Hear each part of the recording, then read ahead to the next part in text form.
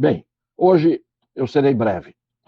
Foram divulgadas imagens dos acontecimentos do dia 8 de janeiro e essas imagens foram divulgadas pela CNN.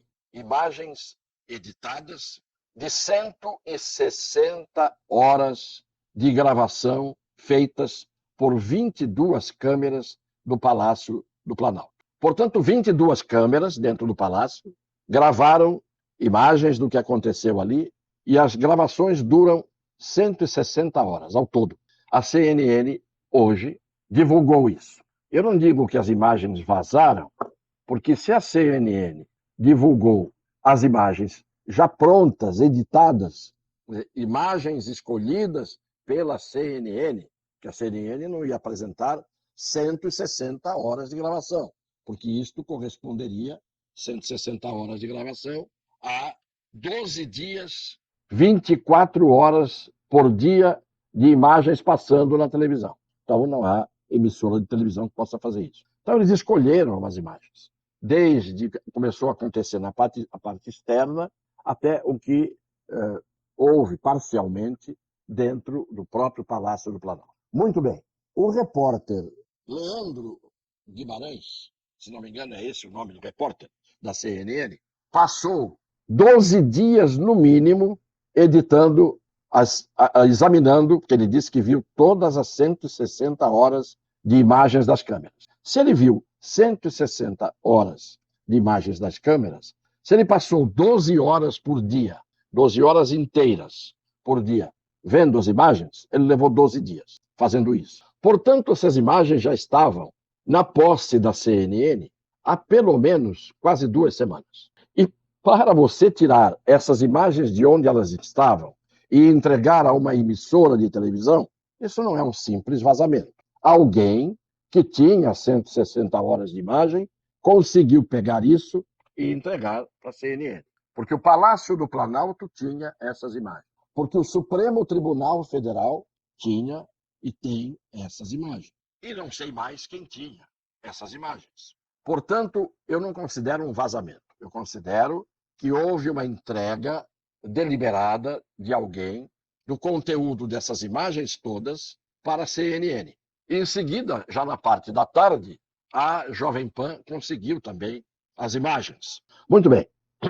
Qual é o comentário que eu quero fazer? Primeiro, que eu acho estranho que há quase 2 semanas essas imagens estivessem liberadas para uma emissora de televisão e tudo tenha ficado por isso mesmo. Segundo, o que eu acho estranho é que 2 dias depois da determinação por parte do Supremo Tribunal Federal para que os 100 primeiros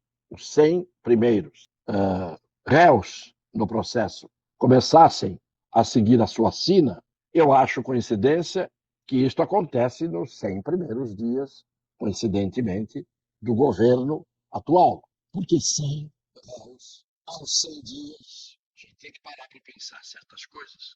Como parar para pensar nisso que ninguém pensou e ninguém falou.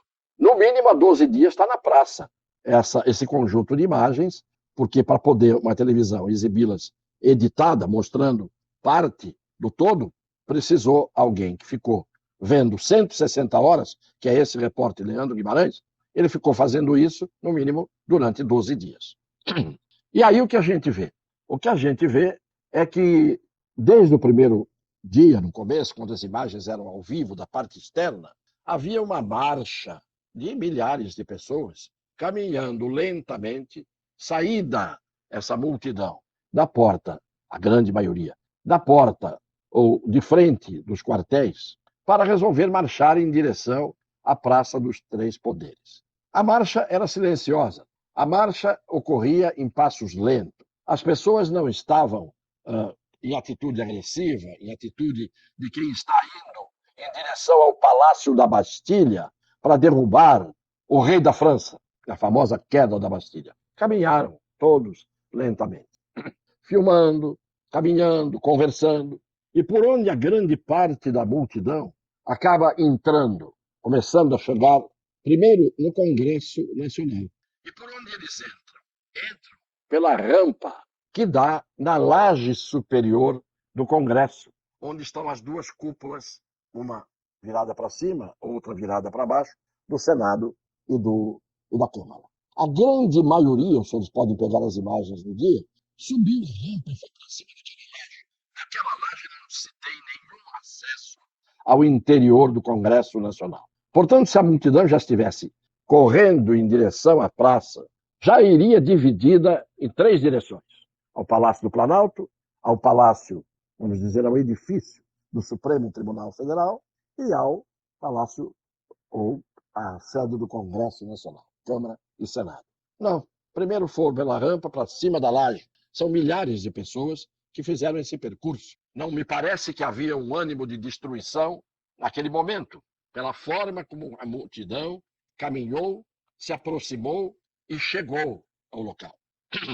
O que a gente vê na parte de fora é que havia várias viaturas da polícia na pista que leva à Praça dos Três Poderes e elas se retiram, essas viaturas, deixando livre o caminho, se retiram e vão embora, o que não tem nenhuma explicação. E o que você espera numa hora dessa é que essas viaturas de polícia militar permaneçam no local e chamem reforço, chamem a tropa, chamem inclusive as autoridades responsáveis para que estas convoquem as próprias Forças Armadas. Não, as viaturas da polícia saem, não vem reforço, não vem nada, a multidão continua andando praticamente sem ser incomodada, a não ser por meia dúzia de policiais que espirram um pouco de gás de pimenta nos primeiros da fila, depois esses policiais saem, deve ter ali uma dúzia, e tudo está livre. E a multidão continua sem correr, sem apertar o passo, e sobe a rampa e vai para cima da laje, e aí nessa altura ainda não tinham ido em direção nem ao Supremo e nem ao Palácio do Planalto.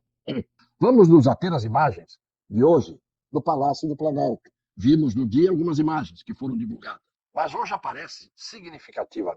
aparecem imagens, primeiro no térreo, que eu conheço bem o local, a parte do fundo, onde há vários elevadores por onde as pessoas entram no Palácio do Planalto, é pelo fundo. Quando você vê o Palácio do Planalto com a rampa, onde o presidente sobe, desce das posses, em cerimônias, ali, aquela não é a entrada principal. A entrada para todo mundo que entra, onde há, se não me engano, 5 ou 6 grandes elevadores, é no fundo. Pois bem, a imagem de hoje, a imagem do local, hoje da parte do fundo, mostra, contados a dedo, 30 manifestantes que estão às portas dos elevadores do fundo. 30 manifestantes no máximo. E esses 30 manifestantes depois aparecem no terceiro andar. O que é o terceiro andar?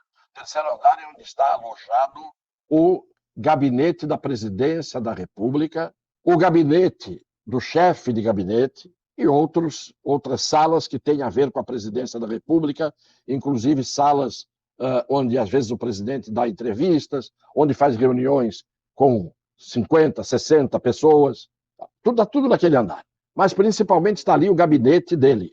Muito bem, é neste andar que está o tal relógio que foi jogado no chão, e hoje as imagens mostram que o relógio que estava já no chão, 2 dos que estão vestidos com roupas que seriam dos invasores, colocam o relógio em cima do local onde ele estava, põe no lugar e vem um outro sujeito logo depois e derruba o relógio outra vez. Este é o único ato que a gente vê nesse terceiro andar, com esses tais 30 indivíduos, na sua maioria homens, há 2 mulheres, se não me engano, é o único ato que tem ali de vandalismo. Ninguém quebrou as portas do vidro do andar, ninguém entrou, ninguém penetrou no gabinete mesmo, na sala ocupada pelo presidente da República. Nada houve ali a não ser a quebra daquele relógio por parte de um indivíduo bem identificado e por parte de um outro indivíduo que depois joga outra vez o relógio no chão, também, que dá para ver bem, está bem identificado. Pois bem, o que é o estranho é que só subiram esses 30 naquele andar. E quando eles chegam ali, já estavam ali capitães e alguns militares do Gabinete de Segurança Institucional, GSI. Estavam ali naquele andar. E não houve confronto, e não houve prisão. Os militares dialogam com aqueles 30 E eu fico perguntando onde é que estava a massa da multidão que poderia ter invadido tudo e que não vai e não foi ao terceiro andar. Me chamou a atenção que ninguém foi ao terceiro andar, salvo esses tais 30, que foram os tais 30 que pegaram o elevador no fundo e subiram direto para o terceiro andar. Mas quem estava ali? O general Gonçalves Dias. O general Gonçalves Dias, ministro do GSI, portanto, o chefe do Gabinete de Segurança Institucional, e estava ali não à toa, porque ele foi, durante os 8 anos do governo Lula, o militar de confiança que chefiou a segurança do presidente no Palácio do Planalto e quando o presidente saía do Palácio do Planalto para onde ele fosse. Era esse Gonçalves Dias, que tem a cabeça toda raspada, era mais magro na época, agora está um pouco mais robusto. Então era um homem de estrita confiança. Ora, o GSI que ele chefiava avisou 36 organismos, ministérios, etc., do que poderia acontecer no dia seguinte, ou 2 dias depois. Portanto, na véspera, o Ministério da Justiça já sabia, via GSI, de que haveria o que houve. O GSI avisou todo mundo, 36 órgãos, inclusive o órgão Ministério da Segurança Pública e da Justiça, do senhor Flávio Dino, que também sabia. Ora, por que estava tudo despoliciado, desprotegido e absolutamente à disposição daquela multidão que se deslocou para a Praça dos Três Poderes? Ninguém tomou providências. Diz o general, que se demitiu hoje, pediu a sua exoneração, diz o general que ele, quando chegou, já tinha sido invadido o palácio. Só que ele anda tranquilamente pelo terceiro andar, as imagens mostram isso, sem nenhum tipo de proteção, sem colete à prova de bala, sem nenhuma escolta. Ele sozinho andando por ali, um capitão identificado andando depois sozinho em outro lugar, e aqueles 30 que subiram pelo elevador lá para cima, não multidão, mas aqueles 30, conversam com eles, o capitão cumprimenta um deles, o outro, um militar, fornece água, uma garrafa d'água para outro, entre aspas, manifestante. O general vai até o gabinete, a porta do gabinete do presidente, volta, convida alguns manifestantes a se retirarem, a descerem uma escada, etc. E fica por isso mesmo. Então, a pergunta que não está respondida e que todo mundo faz desde o dia 8 de janeiro, por que é que o órgão do militar de maior confiança do presidente da República, que foi sempre o chefe da sua segurança, dentro do Palácio do Planalto e fora, que é o general Gonçalves Dias, e que agora é o ministro do órgão de segurança institucional, e que avisou todo mundo na véspera, e se eu aviso, eu estou sabendo, se eu aviso os outros é porque eu sei primeiro. E ninguém é chamado, e o próprio general ali dentro não pega uma vez o celular que ele tem na mão para telefonar para alguém que pudesse mandar ali tropas. Do mesmo jeito que o ministro da Segurança, Flávio Dino, também, ao que se saiba, não mandou ninguém para lá, a não ser depois dos fatos consumados, embora todos cientes do que ia acontecer já 2 dias antes. Portanto, ninguém é tolo a ponto de imaginar que aquela multidão que marchava pacificamente, como pacificamente tinha ficado meses à porta dos quartéis, e que se dirigiu à Praça dos Três Poderes, e que majoritariamente subiu no telhado do Congresso, e ali não se tem acesso ao interior do Congresso, ninguém vai imaginar que tudo isto aconteceu porque foi inesperado, porque aconteceu de improviso, porque aconteceu repentinamente, de inopino. Claro que não foi isso. Então, a pergunta que a gente faz é a óbvia pergunta, que já deveria ter sido feita pelo senhor Alexandre de Moraes, que já mandou enquadrar o 100 na segunda-feira e está mantendo preso todos os que estão presos, mantendo presos todos os que estão presos há bastante tempo. Por que o ministro, tendo essas imagens na mão, não intimou ou não colocou no processo o general, o pessoal do GSI, que não pediu proteção, o secretário de Segurança e de Justiça? Se a ABIN, Agência Brasileira de Inteligência, avisou todo mundo na véspera do que aconteceu, esses todos que se omitiram, que não agiram, que interesse tinham em deixar que as coisas acontecessem? E por que o Palácio do Planalto decretou sigilo dessas imagens. E repito, por que o titular do processo não chamou essas pessoas para se explicarem a respeito da omissão da defesa que deveria ter sido feita dos 3 edifícios? Ao contrário, parece que houve uma complacência amistosa para que tudo acontecesse. Salvo depois, quando chegaram, já por volta de 5, 6 horas da tarde, com todos os fatos consumados, aí chegam policiais militares do Distrito Federal, chega o Exército, etc, etc. Mas os que tinham o comando, os que tinham a possibilidade de impedir tudo isso, que sabiam de tudo isso, e que eram a força expressiva do governo federal, por que não agiram? E essas imagens não são todas elas. Eu gostaria de ver todas, para poder formar ainda melhor a minha convicção. O fato é que o general pede para sair. O general do Lula, o general unha e carne com o presidente, sempre era a imagem militar do presidente, sempre foi. Até nas viagens internacionais ele estava ali. Era o que chefiava a segurança do presidente. Em 8 anos de mandato. E agora já estava promovido a ministro. A outra coisa, para terminar, que também tem que ser explicada é por que o Palácio decretou o sigilo dessas imagens e por que agora, depois de tanta resistência, o senhor Randolfo Rodrigues, líder do governo no Senado, hoje dizia que fazia questão, agora quem faz questão somos nós, de abrir a CPMI, quando eles evitaram até ontem, até o dia de ontem, aliás, de anteontem, até a leitura de abertura da CPMI por parte do senhor Rodrigo Pacheco. Por que ninguém queria a CPMI e agora eles querem?